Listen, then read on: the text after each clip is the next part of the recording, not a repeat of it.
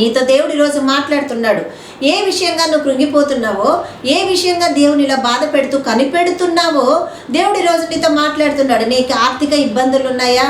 శారీరకమైనటువంటి ఇబ్బందులు ఉన్నాయా? స్వస్థత లేని పరిస్థితుల్లో ఉన్నావా? ఇంట్లో దరిద్రత ఉన్నదా? ఏమీ లేని స్థితిలో నువ్వు ఉన్నావా? దేవుడు అన్నీ చూస్తున్నాడు. ఆయన కనుదృష్టి ఏది దాటిపోవట్లేదు. నీ పరిస్థితి అంతా దేవుడికి తెలుసు సహోదరుడా. నువ్వు అనుకుంటున్నావు నేనేమి లేని పరిస్థితుల్లో ఈరోజు నిలబడిపోయినా, శరీరము కూడా సహకరించట్లేదు, ఇంట్లో ఉన్న నా కుటుంబాన్ని నేను పోషించుకోలేని స్థితులలో ఉన్నా, నాది ఒక జీవితమేనా, ఇతరుల మీద నేను ఆధారపడుతున్నాను, కానీ నా మీద ఆధారపడ్డ నా కుటుంబాన్ని నేను ఆధారముగా నిలిచి నేనేం చేయలేకపోతున్నానని కృంగిపోతున్నావా నా సహోదరుడా? బాధపడకి. ఈరోజు దేవుడు నీతోనే మాట్లాడుతున్నాడు. నిన్ను కలుగజేసిన దేవుడికి నీ దేహంలో ఏం జరుగుతుందో దేవుడికి తెలియదా? నిన్ను పిలిచిన సర్వోన్నతుడు గమనించట్లేదు అనుకుంటున్నావా? ఆయన ఇక్కడ వాక్యంలో ఏమంటున్నాడు?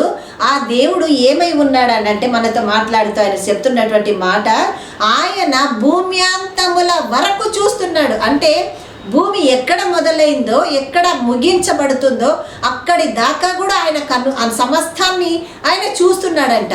మరి నువ్వు అదే భూమి మీద ఉన్నావు కదా, నిన్ను చూస్తున్న ఆ భూమిని చూస్తున్న దేవుడికి, ఆ కలుగజేసిన భూమి మీద నిన్ను కలుగజేసిన దేవుడికి నువ్వు కనిపించవా?